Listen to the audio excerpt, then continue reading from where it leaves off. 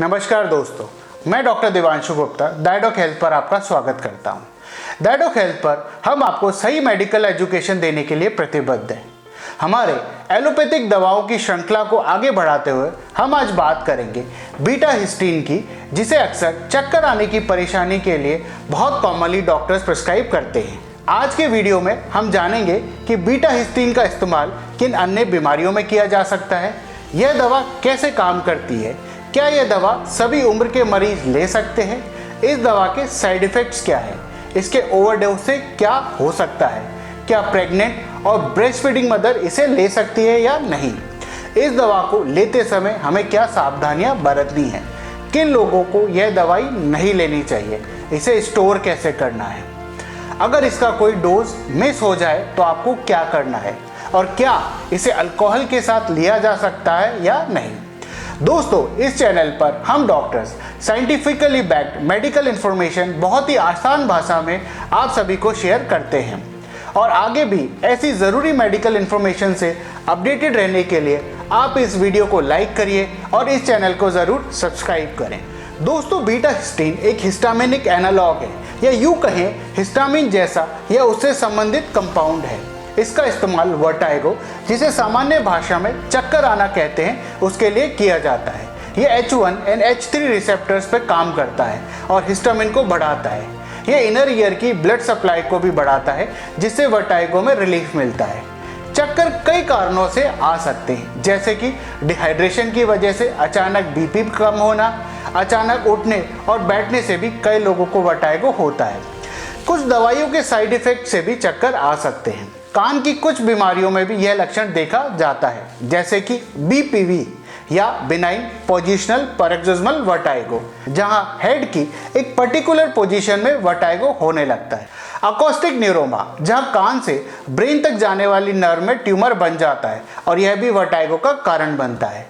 Vertigo अंदरूनी कान में होने वाली एक बीमारी मीनियस डिजीज में भी देखा जाता है, जिसके लक्षण है सर घूमना, चक्कर आना, जी घबराना, कान में रिंगिंग जैसी आवाज होना, जिसे टिनिटस भी कहते हैं, और सुनने की क्षमता का कम हो जाना।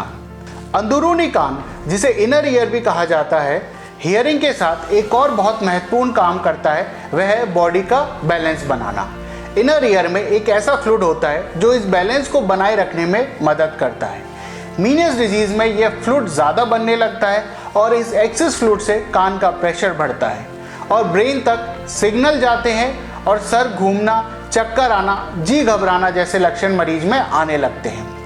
बीटा हिस्टीन इन सिग्नल्स को ब्रेन तक पहुंचने से रोकता है और कान के इस रक्त प्रवाह को भी बढ़ाता है, जिससे इन लक्षणों में आराम मिलता है। वर्टाइगो सर की चोट के बाद और मल्टीपल स्क्लेरोसिस जैसी बीमारियों में भी देखा जाता है। दोस्तों, वर्टाइगो या चक्कर आने की समस्या के इलाज की अधिक जानकारी के लिए आप ऊपर दिए गए आई बटन पर क्लिक करके वीडियो को देख सकते हैं। आइए अब बात करते हैं ये दवा आपको कैसे लेनी है। ये बाजार में 8, 16 और 24 mg स्ट्रेंथ में टैबलेट फॉर्म में उपलब्ध है। इस दवा का इस्तेमाल डॉक्टर द्वारा बताए गए डोज में ही करना चाहिए और डॉक्टर द्वारा बताए गए समय तक ही लेना चाहिए। इस दवाई को डॉक्टर द्वारा आपकी उम्र, वजन और बीमारी को ध्यान में रखते हुए दिन में 2 या 3 बार तक प्रिस्क्राइब किया जाता है। यह दवा ज़्यादा असरदार हो, इसके लिए रेगुलर टाइम पर और बराबर अंतराल पर इसे लेना ज़रूरी है। ऐसा करने से शरीर में इस दवाई का एक कांस्टेंट लेवल बना रहता है और यह दवा ज़्यादा असरदार साबित होती है। इस दवा से अगर आपका पेट डिस्टर्ब होता है तो आप इसे खाने के बाद ही लें। इस दवा को ना तो बिना डॉक्टर से पूछे शुरू करना है और ना ही बिना पूछे बंद करना है। अचानक बंद करने से आपके लक्षण लौट सकते हैं और इवन बढ़ भी सकते हैं। अगर किसी दिन आप ये दवा लेना भूल जाते हैं तो आपको यह दवाई जब भी याद आए तब लें, परंतु अगर आपको जब याद आए, जब नेक्स्ट डोज का टाइम होने वाला हो, तो उस डोज को मिस कर दें और रेगुलर टाइम पर नेक्स्ट डोज लें। किसी भी हालात में आपको इस दवा की डबल डोजिंग नहीं करनी है। इस दवा का पूरा असर आने में कुछ दिन या कुछ हफ्ते तक लग सकते हैं, इसलिए अगर दवा लेते हुए भी आपके लक्षण कम नहीं हो रहे तो भी दवा लेना ना छोड़ें। इस दवा को बच्चे और पेट्स की पहुंच से दूर रखें। इसे नॉर्मल रूम टेम्परेचर पर ही स्टोर करें और तेज लाइट और नमी से बचाएं। दवा खरीदते समय एक्सपायरी डेट ज़रूर चेक करें और एक्सपायर्ड दवा ना लें। दोस्तों अब बात करते हैं कि बीटा हिस्टीन के साइड इफ़ेक्ट्स क्या क्या हो सकते हैं। इस दवा के कॉमन साइड इफ़ेक्ट हैं पेट दर्द होना, ब्लॉटिंग होना या पेट में गैस होना, उल्टी होना, सर दर्द होना। अगर आप यह दवा खाने के साथ लेंगे तो ये साइड इफ़ेक्ट कम किए जा सकते हैं। इस दवा से आपको ड्राउजीनेस या नींद भी आ सकती है। अगर आपको ड्राउजीनेस ज़्यादा लग रही है तो आप ड्राइव ना करें और अपने डॉक्टर से इस इशू को डिस्कस करें, वे आपकी डोजेज में चेंजेस कर देंगे। दोस्तों बात करते हैं कि किन लोगों को ये दवा नहीं लेनी चाहिए। जिन लोगों को इस दवा से एलर्जी है, जिन लोगों को फियोक्रोमोसाइटोमा नाम की बीमारी है या जिन लोगों को पेट या आंतों के अल्सर की बीमारी है, उन पेशेंट्स में बीटा हिस्टीन को अवॉइड किया जाता है, क्योंकि फियोक्रोमोसाइटोमा जो कि एड्रिनल ग्लैंड का एक ट्यूमर होता है, उसमें यह बहुत ज़्यादा ब्लड प्रेशर को बढ़ा सकती है। उसके अलावा पेट आंतों के अल्सर को भी यह बढ़ा सकती है। उनको यह दवा नहीं लेनी चाहिए और डॉक्टर को अपनी हिस्ट्री बताते समय यह सारी बातें ज़रूर बतानी चाहिए।